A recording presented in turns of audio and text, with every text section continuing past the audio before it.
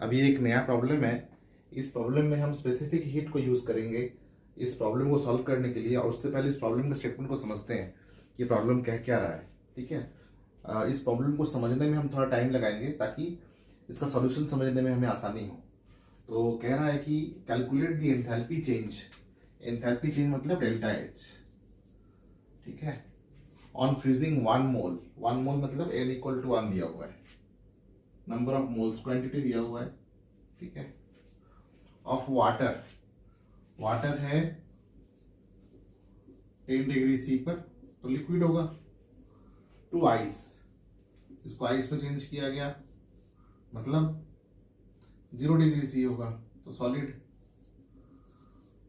और फिर इस सॉलिड को दोबारा और ठंडा किया गया। It was made to be cooled. ठीक है, ठंडा कितना भी कर सकते हैं, -273 तक कर सकते हैं, -273 डिग्री सी तक कम कर सकते हैं। तो इसको -10 डिग्री सी तक और ठंडा किया गया। यहाँ पे भी सॉलिड ही होगा। ठीक है, ये लिक्विड, ये सॉलिड, ये सॉलिड। तो फाइनल टेम्परेचर यहाँ पे और यहाँ पे क्या हो रहा है, ये फाइनल टेम्परेचर कम है, इनिशियल टेम्परेचर ज्यादा है। तो टेम्परेचर डिफरेंस कितना हुआ यहाँ पे, -10 डिग्री सी। ठीक है, इस पॉइंट पे कोई टेम्परेचर डिफरेंस नहीं है, 0 का 0। इन दोनों के बीच में टेम्परेचर डिफरेंस कितना होगा, final -10 degree C -0 degree C will be equal to again -10 degree C. ठीक है, तो जो टेम्परेचर डिफरेंस है केल्विन में भी निकालेंगे तो कितना आएगा, 10 केल्विन ही आएगा। 10 केल्विन 10 केल्विन माइनस, कैसे कैसे केल्विन में भी कैसे 10 आएगा, इसको हम ऐड करें अगर। ठीक है, 10 डिग्री सी मतलब हो गया 298 plus 10। So 298 plus 10 will be equal to 8308। और 0 degree C is nothing but 273। ठीक है, तो इसको 273 से ऐड करना पड़ेगा।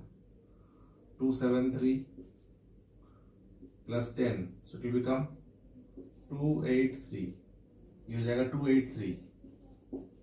283 माइनस 273 या 273 माइनस 283 कितना होगा, -10 डिग्री सी। उसी प्रकार से -10 डिग्री सी का मतलब क्या होता है, 273 माइनस 10 362। तो ये 263 डिग्री सी हो गया, 263 डिग्री सी। ये माइनस में,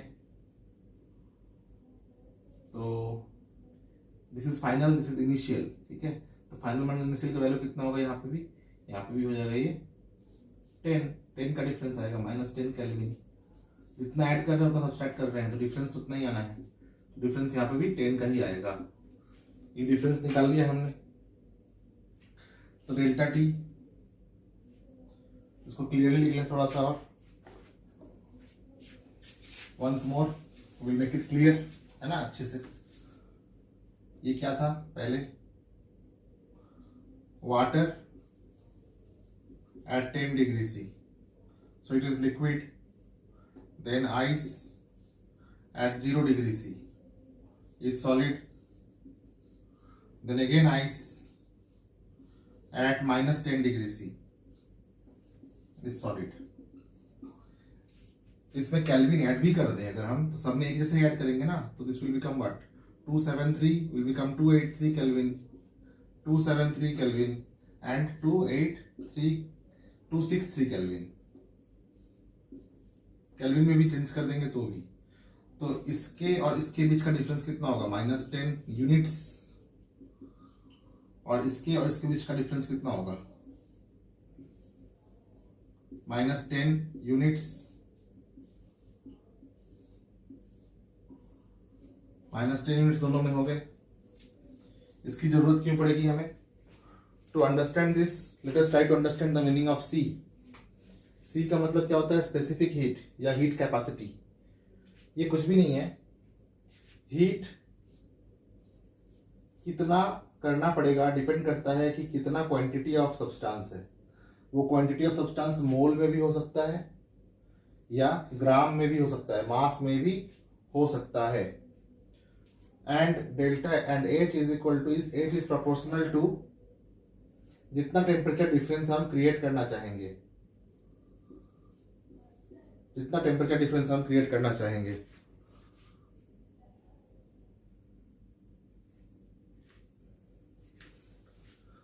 जितना टेम्परेचर डिफरेंस हम क्रिएट करना चाहेंगे उतना ही ज्यादा हीट लगेगा। तो टेम्परेचर डिफरेंस और क्वांटिटी ऑफ सब्सटेंस दोनों प्रोपोर्शनल होता है कि कितने सब्सटेंस में हम कितना हीट करना चाहते हैं उसके स्टेट को चेंज करने के लिए या फिर उसके टेम्परेचर को राइज कराने के लिए। टेम्परेचर को राइज कराने के लिए हम यहाँ पे क्या कर रहे हैं, टेम्परेचर को हम नीचे से ऊपर की तरफ देखेंगे तो राइज करा रहे हैं और ऊपर से नीचे की तरफ हम कम करा रहे हैं। ठीक है। Now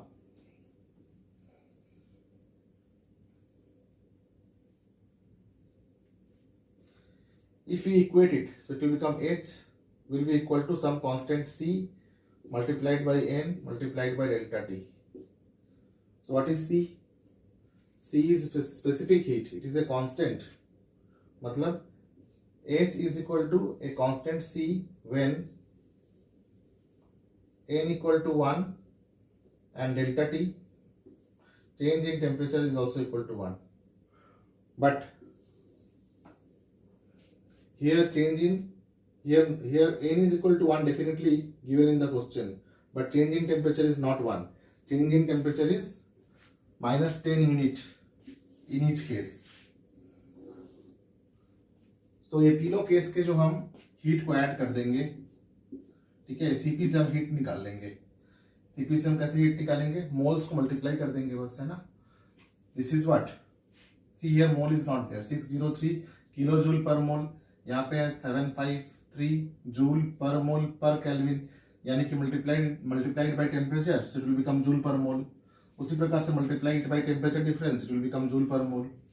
so we can write delta H is equal to delta H1 plus delta H2 plus delta H3. So let this be delta H1, this one at 0 degree C. So we can write 6.03 into 10 to the power 3 joule.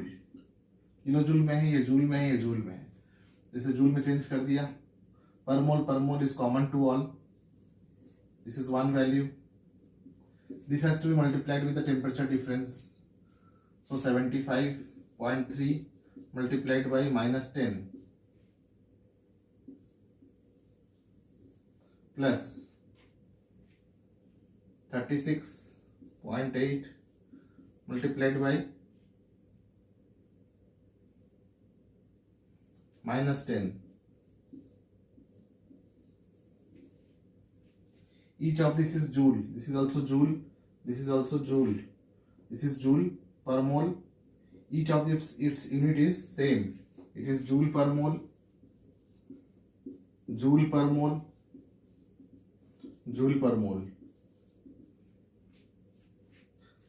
Now this will become 603,000 and 2 decimals will come this side.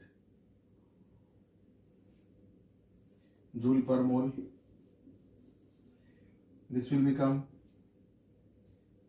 minus 753 joule per mole plus this will become minus 368 joule per mole.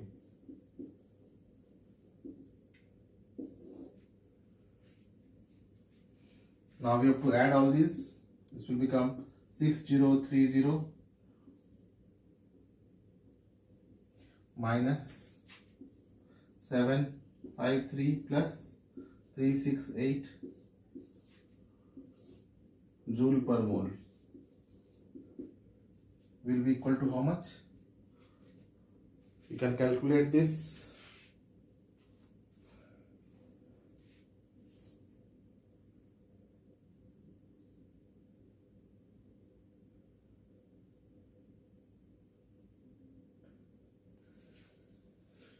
This will come out to be 7151 joule per mole. 7151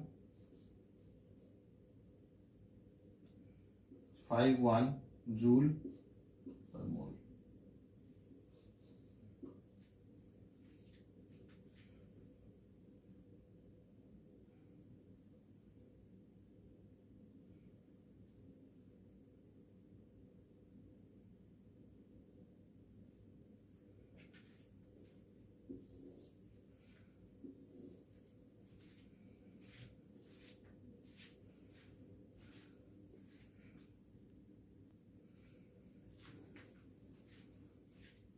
Since this sum is greater than this value, so it will come out in negative.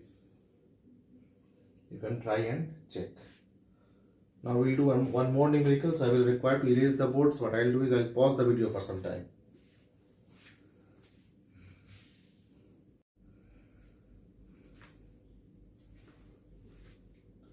Let us see question number 6.11 of your exercise 6. In this it is said that enthalpy of combustion of carbon को oxygen से burn किया गया तो बना CO2. For every 1 mole, the energy which comes out, delta H, is equal to minus 393 kilojoule per mole.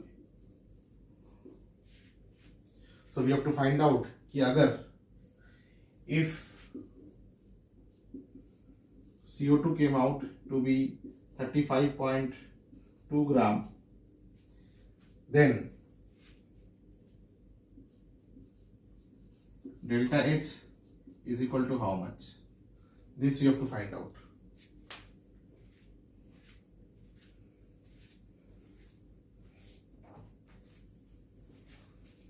Very clearly it is mentioned here that 1 mole CO2 is equivalent to minus 393.5 kilojoule. This means 12 plus 2 into 16 is equal to 44 gram. 44 gram CO2 is equivalent to 393.5 minus 393.5 kilojoule. So 1 gram CO2 will be equivalent to minus 393.5 kilojoule by 44 gram. So this implies 35.2 gram will be equivalent to minus 393.5 by 44 into 35.2. After calculating this, we will get the answer. This has to be 315 kilojoule. You can calculate and see.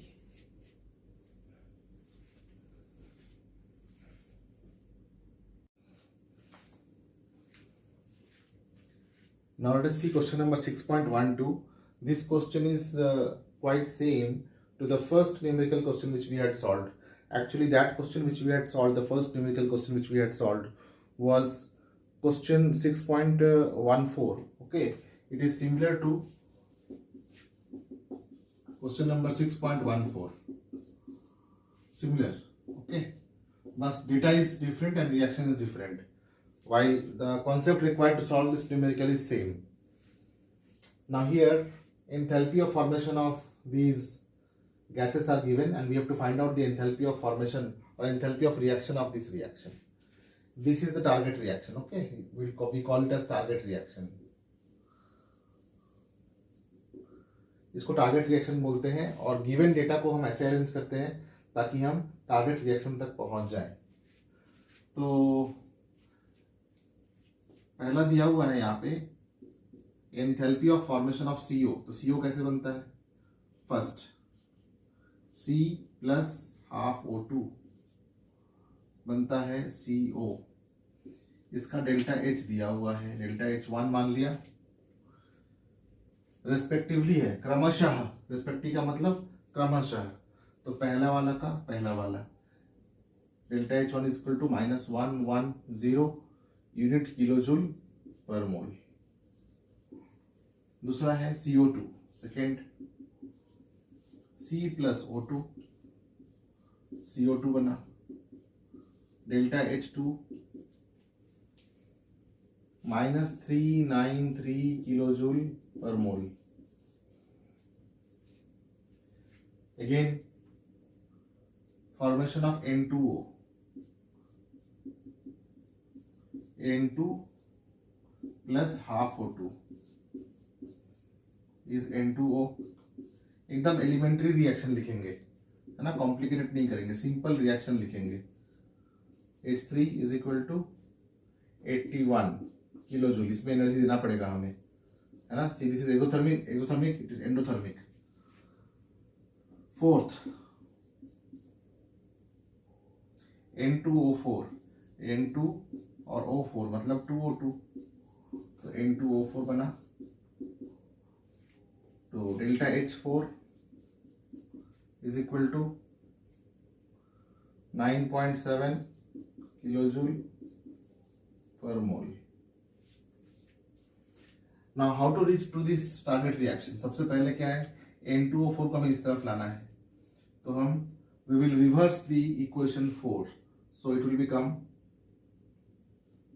4 dash, means we are using equation 4, so we are giving dash, taking 4 and giving a dash, reversing it, so N2O4, if it becomes N2 plus 2O2, then its delta H4 dash will become minus 9.7 kilojoule per mole. Next is हमें चाहिए 3CO, तो इसे उलट लेंगे, इस reaction को उलट लेंगे और 3 से मल्टीप्लाई कर देंगे, that means modified equation 1, 3CO will become 3C plus 3/2 O2, तो डेल्टा H का वैल्यू भी रिवर्स हो जाएगा और 3 से मल्टीप्लाई हो जाएगा, तो delta H1 dash will be equal two plus 330 kilojoule per मोल। इसको उलट के, इसको इस रिएक्शन को उल्टा करके और फिर 3 से मल्टीप्लाई कर दिया, रिवर्स करके, है ना। क्यों किया, क्योंकि हमें टारगेट इक्वेशन में यहाँ पे 3CO चाहिए, तो 3CO पूरा हो गया, N2O4 चाहिए, N2O4 पूरा हो गया, और क्या चाहिए, N2O उस तरफ चाहिए, तो N2O कहाँ पे है, इक्वेशन 3, इसको ऐसे कैसे लिख देंगे, equation 3 should be the same, N2 plus half O2 will become N2O, इसमें कोई चेंज नहीं, डेल्टा H3 वैसे का वैसा ही 81 किलोजूल पर मोल। और ये यूज कर दिया, ये यूज कर दिया, ये यूज कर दिया। नेक्स्ट इज 3CO2, तो इसे भी सेम रखेंगे, डायरेक्शन सेम रखेंगे, बस 3 से मल्टीप्लाई कर देंगे, सभी को 3 से मल्टीप्लाई कर देंगे, है ना, और डायरेक्शन सेम रखेंगे, तो क्या होगा, मॉडिफाइड इक्वेशन 2, ये मॉडिफाई कर रहे हैं ना, इसमें 2 से मल्टीप्लाई कर रहे हैं, तो डैश डालेंगे, तो this will become 3C plus 3O2 will become 3CO2 and delta H value हमने रिवर्स तो किया नहीं था, तो साइन सेम रहेगा, बस ये 3 से मल्टीप्लाई हो जाएगा, तो 3 टाइम्स करेंगे तो कितना आएगा, 9 27 7 2 9 11, so 1129, it will become minus 1129 kilojoule per mole. Now अब देखते हैं कि हमारा टारगेट रिएक्शन हमने अचीव किया है कि नहीं। अगर हम सबको ऐड करें यहाँ पे, तो टारगेट रिएक्शन आना चाहिए, देखते हैं।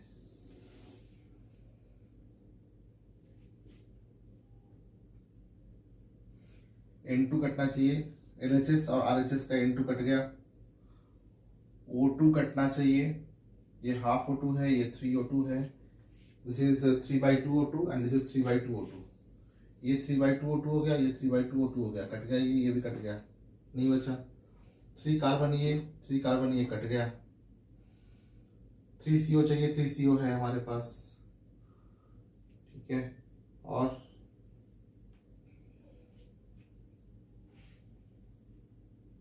what is forming?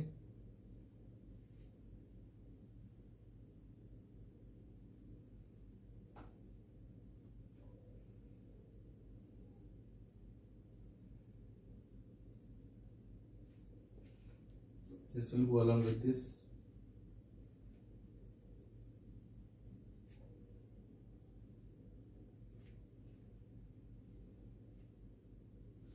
So now we have, हमारे पास जो बचा है वो है N2O, और क्या बचा है 3CO2, 3CO और N2O4।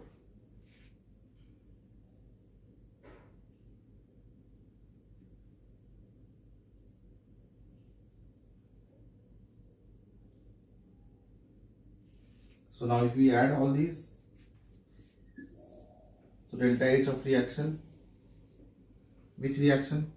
N2O4 plus 3CO becoming N2O plus 3CO2, इस रिएक्शन का वैल्यू इन सबको ऐड करने से आएगा, delta H-4 plus delta H1-1 plus delta H3 plus delta H2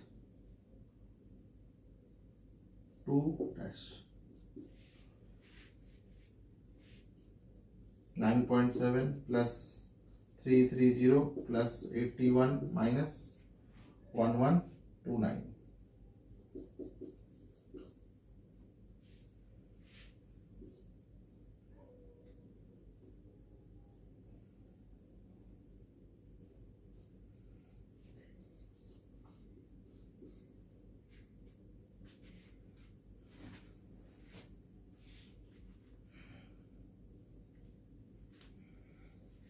So today we have done exercise 6, chapter 6, question number 6.10, 6.11 and 6.12, 6.11 and 6.12.